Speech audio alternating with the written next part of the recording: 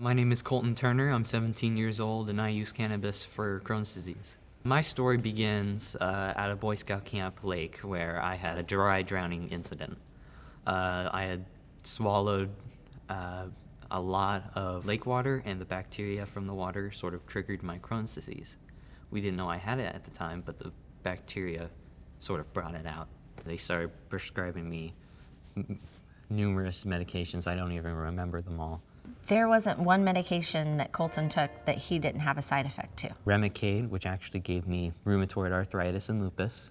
Prednisone deteriorated the bone in my heel, gave me a puffy face, and I had to wear a boot for 3 months. Methotrexate gave me a nosebleed that lasted 15 minutes long. And Humira, the last pharmaceutical I was on, it had swollen my lymph nodes to the size of golf balls, and the doctors were afraid that it was tuberculosis or T-cell lymphoma because these were some of the side effects. He had no sense of self-being.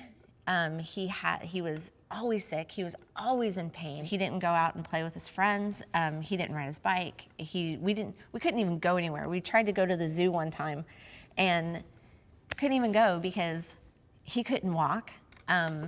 He was just way too tired. I mean, when you're involved in it, you don't see it, you know? And so we didn't realize how sick he actually was until one of my best friends comes to my house with a wheelchair. That was hard. The doctor said you can go on Cimzia, which was like Humira, but I did my own little research and I found out that if you were on Remicade or Humira, which I was, or you were an adolescent male, it would increase your chances of T-cell lymphoma, which is a type of cancer, by 66%. Or we could research alternative treatments. We found a little study in Israel that said, it was a smoking trial, and it said 10 out of 11 patients achieved remission, and the other one got complete symptom relief. When I found the study about cannabis from Israel, I thought, there's no way in the world that I was gonna let my kids smoke marijuana. At 13 years old, what are you, crazy? But I read the study.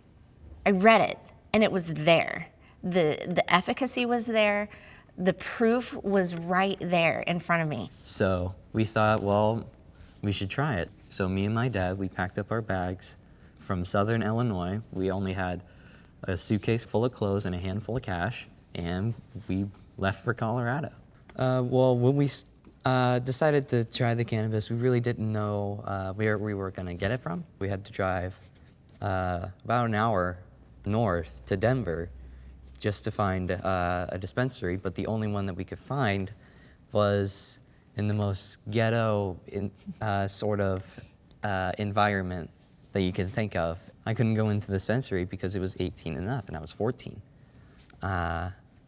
And my dad said, all right, he locked the doors and said, here's the keys. If something happens, set off the alarm. So I said, okay. So I'm sitting there for like 35 minutes, just sitting there waiting for my dad to come out of this dispensary. The only thing they can get was the flower.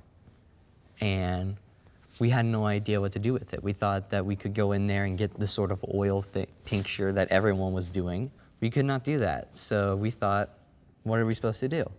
Well, they make brownies with this stuff, so let's do that. We were living in hotels at the time, but luckily the hotel room that we were staying in, right outside the window was the roof of the pool.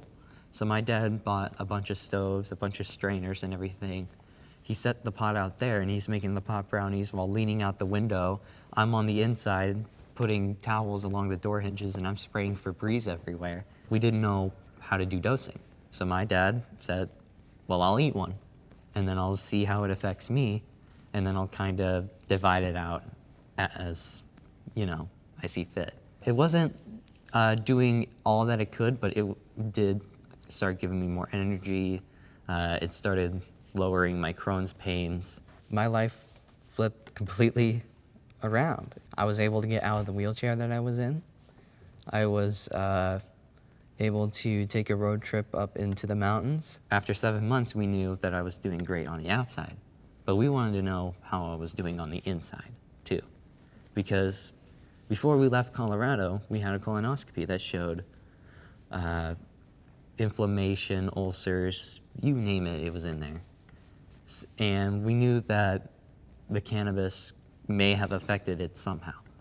So after calling about 8 doctors, the last one said, we'll take him, but if we don't feel that the cannabis is working and we tell you to go on another pharmaceutical and you say no, we will call Child Protective Services against you and we will take your child away. So we said, okay, well, bring it on, because we knew that it was helping. So we had this colonoscopy and the doctor walks in and it's clear. I achieved complete clinical remission from the cannabis alone. If we would have been able to give him cannabis when he first got diagnosed, we would have never had this tuberculosis scare. We would have never had the T-cell lymphoma scare. He would have had a childhood, and that was taken away from him by pharmaceutical medications. We didn't want to be quiet about this. We knew that Coltyn was the first pediatric patient to use cannabis for Crohn's disease, and we wanted to make sure that everybody else knew that this was a viable option, and it didn't have the side effects that the other ones did.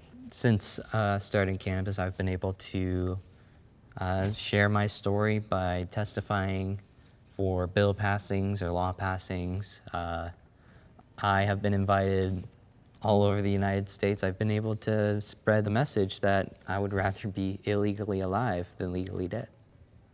Medication.